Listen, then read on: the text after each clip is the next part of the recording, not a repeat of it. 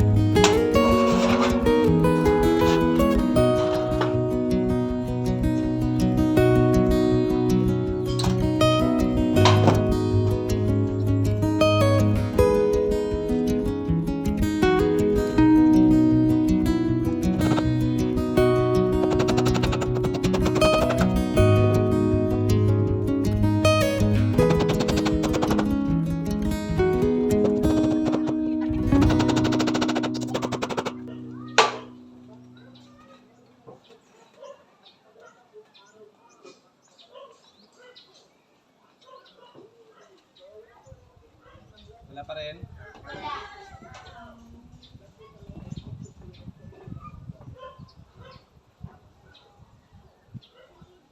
Wala? Wala po. Wala? Wala. 44. Ilan na? 44. Tapos? 87. Ilan? 87. Yan. Tagangat? Okay guys, setup na yan, may signal na. Ang gagawin natin, palitan na lang natin ng LNB kasi yung LNB na nilagay ko doon yung dati pa, so palitan natin yung medyo bago. Kaya nang gawin natin.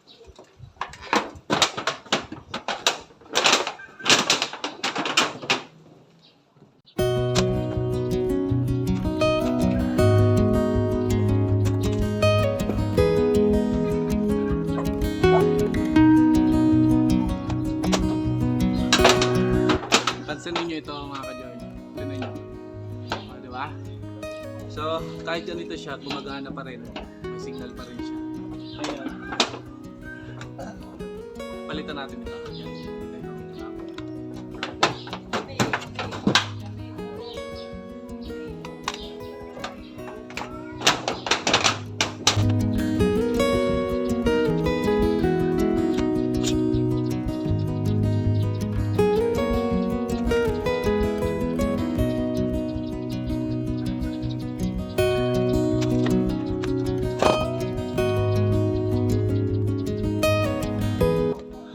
So, dito tayo sa LNB.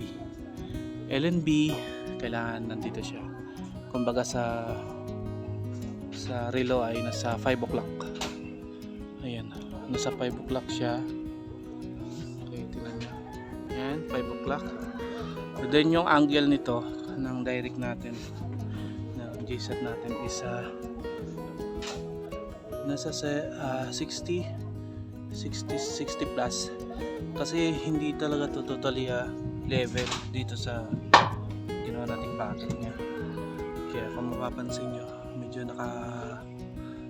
yuko siya ng konti. Pero pag ito yung nakatingala o naka-level pa siya ng ganito, pumapatak yan siya ng 70 to 80. So kailangan pag nag-install kayo nito, naka-base kayo dito sa sa stand niya, sa bracket niya, ha. Kasi ito yung importante na dapat naka-level. Kung baguhan pa lang kayo, pero kapag dati na talaga, madali nyo na lang makita kasi hindi man to siya naka-level, mag-a-adjust naman kayo dito sa niya, sa sukatan niya na to. Dito meron kasing 20, 30, 40, 50, 60, 70, 80 degree. Ayan, dyan nyo makikita yan. So pag in-adjust nyo, ititingala nyo lang yan siya. Tingala o yuko. Ngayon naman, na paano naman yung itong parabolic.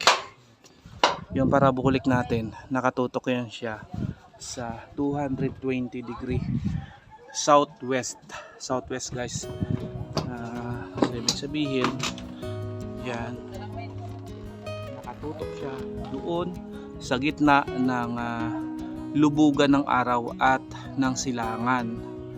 Ayan, kung mapapansin nyo, doon yan siya nakatutok sa gitna mismo. Kung saan lulubog yung araw, ilagay nyo sa bandang gitna. Ngayon, kung hindi nyo talaga mahirapan kayo, gamit kayo sa cellphone ninyo. Meron tayong compass sa cellphone natin, yun, gamitin ninyo pang sukat ng angle, yung ating location, southwest. Yan, ganoon lang yun mga ka-George. Ayun na.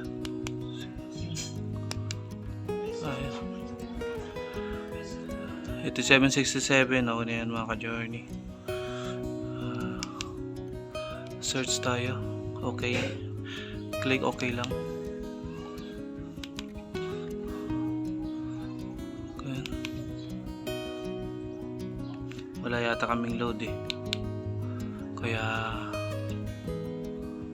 hindi TP list. Yan. Ito yung apat, importante yan.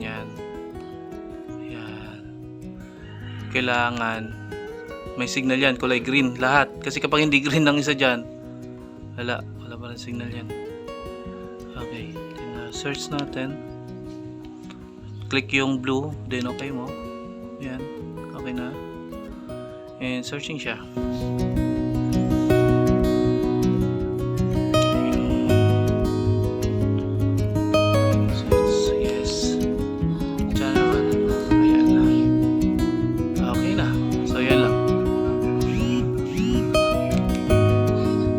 Kasi kaming load eh, bago loadan siya, yan access, pero may channel 2 and channel